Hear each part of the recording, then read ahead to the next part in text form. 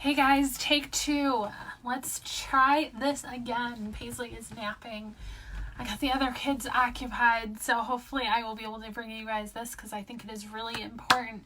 So as I said, I have been lurking in Facebook groups and I have been listening to your messages and I've been talking to some of you, and I am repeatedly hearing my kid doesn't qualify for an IEP because the school says he's too smart. My child doesn't qualify for an IEP because he gets good grades. My child doesn't qualify for an IEP because he doesn't have any academic goals. And I am here to tell you that that is not all that matters. It's really important, but it's not the only piece. So specifically when we were talking about our kids who have ADHD or high functioning autism and things like that, these kids struggle with a lot of functional skills outside of those academic skills. So their IQ could be really, really high. When they do that testing and they come back and their IQ is like off the charts and the school's like, dude, your kid's cool. Like your kid's is doing great. Don't worry about it. Look how smart he is. You can say, okay, that's great, but the IQ doesn't matter. The intelligence isn't important if he doesn't have the skills to use that intelligence. So that's kind of what we're going to talk about today, is that when the school says to you that they don't think that he'll qualify for an IEP because he doesn't have any academic goals, I want you guys to go back and I want you to be really specific about what your child is struggling with. We want to talk about executive functioning skills. This is really common in kids who have ADHD. They lack these executive functioning skills that are the ability to organize their thoughts when they're being taught something. So the teacher's standing in front of the room and they're giving instructions and your child is sitting there and they hear the first part of the instruction and they start processing that in their brain, and then they can't move on to that next part because they didn't hear it. So that ability to kind of organize and listen to their thoughts, organizing classwork is another struggle. Initiating or completing classwork is another issue. And sometimes this can be isolating them from their peers because they're not able to interact in that group work. And we see kids kind of shut down at that point. Or on the other end, instead of shutting down, we see kids really acting out. So if your kid is repeatedly getting in trouble in school because they're not completing classwork and they're not turning homework in, and during class time they are goofing off and being silly and playing around, most likely your kid is struggling with something else going on. Not that kids aren't goofy and they don't get in trouble at school. I was kind of chatty one in school, so I got in trouble too. But I'm just saying sometimes there's other stuff going on, and so it's really important for the school to look at like the big picture. Like, what exactly are they struggling with? Is this behavior actually a behavior problem, or is this behavior covering up for something else that's hard for them? So those executive functioning skills are one area that it's really important for the school to like focus in on, because that is something that we see a lot of in kids with ADHD and high functioning autism, and something that doesn't always reflect what their grades say. Material, like being able to start assignments, pacing themselves during assignments. Sometimes I see Mason like work really, really hard to start reading this book and like write out his sentences, and the writing part is what's really hard for him. So he's like reading quick and getting all the information, but by the time he gets to the writing part, like his brain's kind of fried. So that's one of those executive functioning skills that they need in order to complete that task.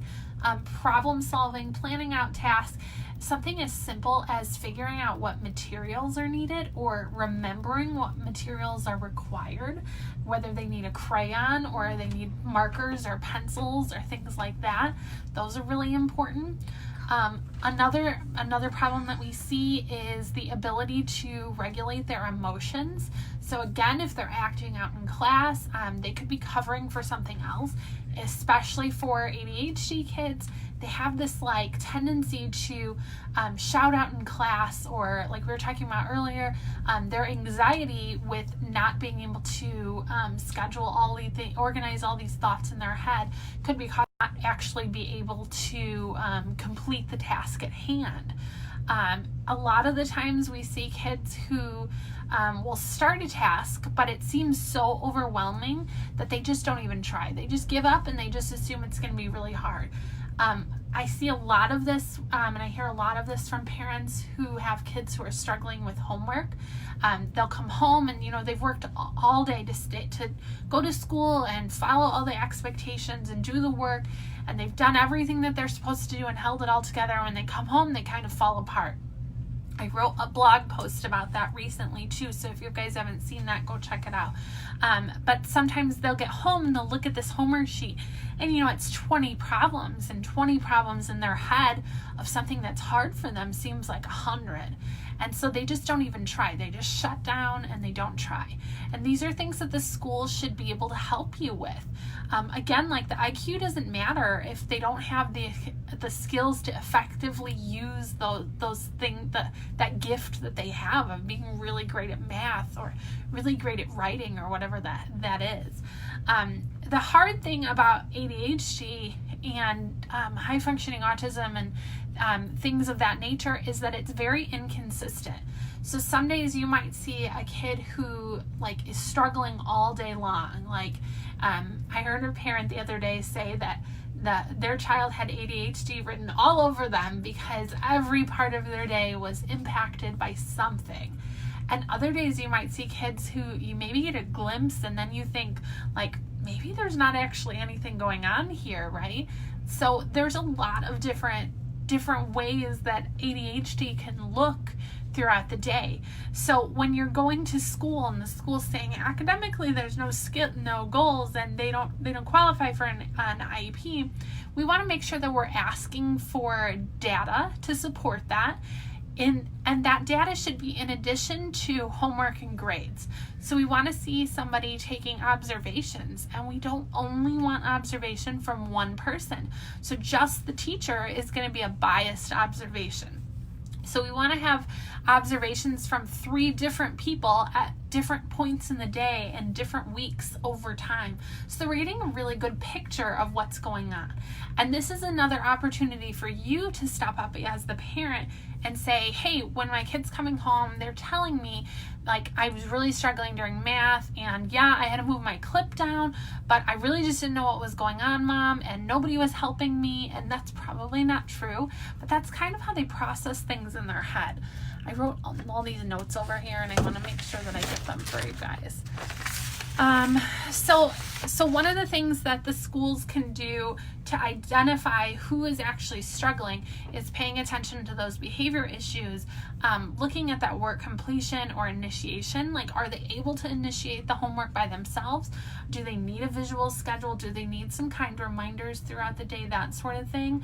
Are they shutting down during instruction or group work? Are they acting out or shouting out in class? I talked to a parent the other day who her child was doing great, and then all of a sudden for the last week he has been coloring on somebody else's paper during group work. And the teacher's like, he can't do that, and that's not nice, and we have to respect other people's spaces, and all of that is true. But then in addition to that, it's that impulsivity thing that he's dealing with. He's like, oh, I want to color, and look, his paper looks fun too. I bet it'd be funny if I colored on his paper. Without thinking, I'm probably going to get in trouble for that, and my friend's probably not going to like that I'm coloring on his paper. He just impulsively makes that decision to do that without really thinking it through. So these are all things that the school can be looking at to see what else is going on besides just their grades. When you are asking for an evaluation, when you feel like your kid is struggling and they keep getting in trouble for things that maybe they don't have control over, I want you guys to, in writing, ask for a full comprehensive evaluation. And that's going to get the ball rolling for an IEP. You're going to ask for this full comprehensive evaluation because we don't want them to just be looking at one area. We want them to be looking at everything as a whole, right? So they're looking at everything on the table, not just academics. And once you do that, the school has 10 days to respond, and then they have 60 days to evaluate. After that 60 days, you'll have a meeting that kind of discusses that evaluation. But before the evaluation starts, you're going to have what's called a domain meeting. And a domain meeting is a meeting where everybody comes together and we say like, okay, we're going to lay everything on the table and here's what our concerns are and here's what the struggles are, and do we think that he needs an evaluation or not? At that meeting, it's really important that you as the parent come prepared to advocate for your child and write a solid parent input statement. You guys have heard me say this all the time, but I'm really serious. It's super important. A solid parent input statement is going to talk about, it's going to kind of draw a picture of who your child is. What do they like? What are they good at? Where are their struggles?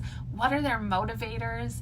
What are your goals for them? What are your concerns for them? All of those things. And that way the team has a really good idea of where they need to focus their energy and where his struggles might be and how they can kind of help him during this evaluation. And after that evaluation, you're going to come back with a similar parent input statement. And you're going to really come there and you're going to come collaboratively ready to work with the team, and you're going to feel prepared because you have this parent input statement.